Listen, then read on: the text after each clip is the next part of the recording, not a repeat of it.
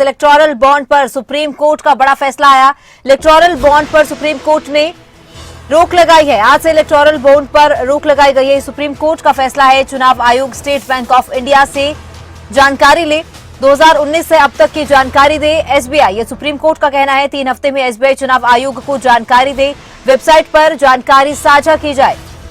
तो supreme court की ओर से जो है ये फैसला लिया गया है, 3 हफ्ते में एसबीआई चुनाव आयोग की जानकारी दे, वेबसाइट पर जानकारी साझा की जाए। जानकारी मांगी गई है सुप्रीम कोर्ट की ओर से इलेक्टोरल बॉन्ड पर। यह बड़ा फैसला सुप्रीम कोर्ट का। आज से इलेक्टोरल बॉन्ड पर रोक लगाई गई है। यह सुप्रीम कोर्ट का फैसला है। इसी के साथ सुप्रीम कोर्ट की ओर से जो है वेबसाइट पर जानकारी साझा करने की भी मांग की गई है। चुनाव आयोग स्टेट बैंक ऑफ इंडिया से जानकारी ले, यह सुप्रीम कोर्ट का कहना है। के तहत जिस तरीके से ये scheme lie and who contributed by way of electoral bonds to which political party? एक बार हिंदी में explain any कर amount specified by the government नहीं, अब हिंदी में एक बार बोल देते हैं।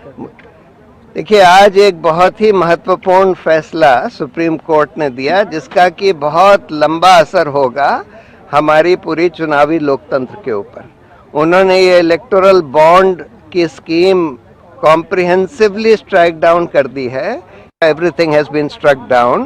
They have held that this violates the fundamental right to information of citizens to know about who is contributing this much money to political parties, etc.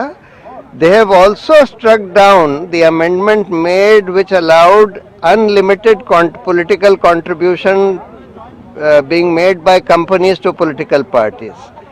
So not only the electoral bond scheme, but also the amendment which removed the restrictions on political contributions by companies, which were that you cannot contribute more than 7.5% of your annual profit by way of political contributions. That has also been struck down as violating the level playing field in a democracy. So the petitions filed by us have been comprehensively allowed by the Supreme Court. क्योंकि इसके तहत जिस तरीके से ये scheme लाई गई थी उसमें काफी ब्लैक मनी को बढ़ावा दिया गया है। एक ट्रांसपेरेंसी नहीं है इसमें। आप किसी का नाम डिस्क्लोज नहीं हो रहा। इसके पहले नाम डिस्क्लोज होता था और एक निश्चित 2000 रुपए से ज्यादा आप अगर नहीं दे सकते थे कैश में। अब इन्होंने कितने भी रुपए आप जो है बॉन्ड खरीदिए बैंक में जाके और पार्टी को डोनेट कर दीजिए। इससे ट्रांसपेरेंसी तो पूरी तरीके से खत्म हो गई और निश्चित रूप से कहीं ना कहीं डेमोक्रेसी के लिए बहुत बड़ा खतरा है। तो मैंने इसमें पिटीशन दायर करी थी कि इस स्कीम को रद्द किया जाए। इट शुड बी ट्रांसपेरेंट, क्योंकि इसके तहत जिस तरीके से ये स्कीम लाई गई थी उसमें काफी